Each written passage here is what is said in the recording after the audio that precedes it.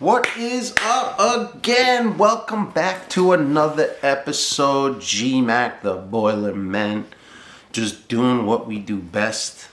No, shooting content is not what we do best, but sometimes it does feel like, one of my guys said to me the other day, yo, you're an influencer. And I never think about myself that way. We have a little subscription, on this channel. We have Instagram and some other platforms, TikTok. And I guess from the perspective of shooting a ton of content, maybe you could call me an influencer, but we haven't reached the status with the amount of subscribers and followers. And that's where the you come in. So if you're watching this video for the first time, this is your first time on our channel, man, welcome to the channel. We appreciate you being here. We're all about having fun, building knowledge, talking telling stories, and overall just having a good time, man. Free flowing. I'm not sitting here with papers and reading facts and shit off the internet. I'm just telling you my own personal perspectives on business and my own stories, my own experiences, things I've gone through to kind of get to where I am now, you know what I mean? And where our business is now, because that's what this is all about. It started off as just kind of showing you inside of our particular domain, and then as I started to think about how we were going to grow this thing, I realized that we could be more of a worldwide type of brand and also just bring awareness to the type of work that we do and talk to other, industry leaders in their respective countries, because the nice thing about social media now, man, you could be watching this in England for all I know, or some other country that I wouldn't even think of, and it's actually really amazing, man. You can get to hear my perspectives on things, and you get to see my attitude and my way of doing things, and a little bit of that New York, spice in there, because that's kind of what it's all about too. But with that being said, if you are new here, man, subscribe down below, man. Smash the like button. Give us some love. Help that algorithm, man.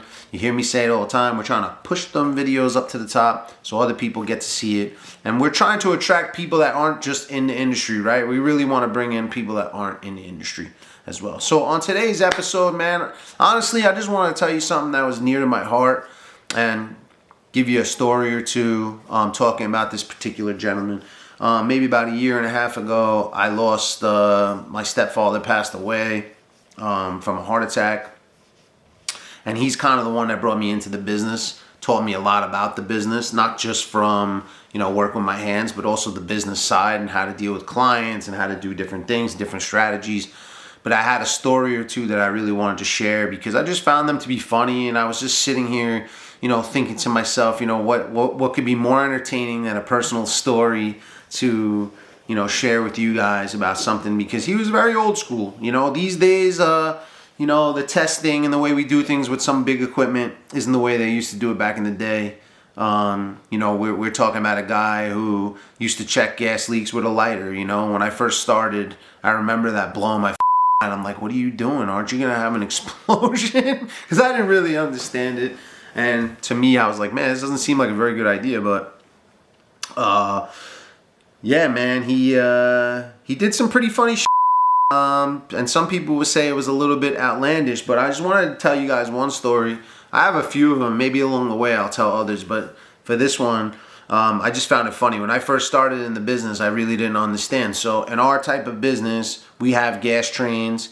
On those gas trains, which fire the boiler on natural gas, there's always two valves. There's a regular valve, and then there's like what they call a backup valve, but basically two valves just in case one fails, because you can't, if one fails and gas passes, it's for safety reasons, they make us put in two. Typically what you're going to find is one solenoid style valve and one hydraulic actuator style valve. So a hydraulic actuator valve is actually a valve body, and then you place a hydraulic head on top. It's actually two pieces. So you would install the body first, and then you would put the head in, and then you can add your electrical to the head, and the head is filled with hydraulic fluid, so it's pressurized with hydraulic fluid. So when it gets voltage, it drives the valve stem. So there's like an arm, and then this valve stem is on the valve, and it pushes the valve down. Now, with that being said, we have some jobs that have some old valves, and I'm talking about these two-piece valves that I was just talking about. And sometimes what happens is the valve itself, where the stem is opening and closing so much, there's a seal around it, and sometimes what happens is the seal gets damaged. So when that actuator head pushes the valve open, gas permeates through it and can fill the boiler room up with natural gas. Now, I hadn't known this at the time, and it's something I know now, but I remember calling him on the phone and saying, all right, well, I got this problem and I smell gas, and there were some other issues also.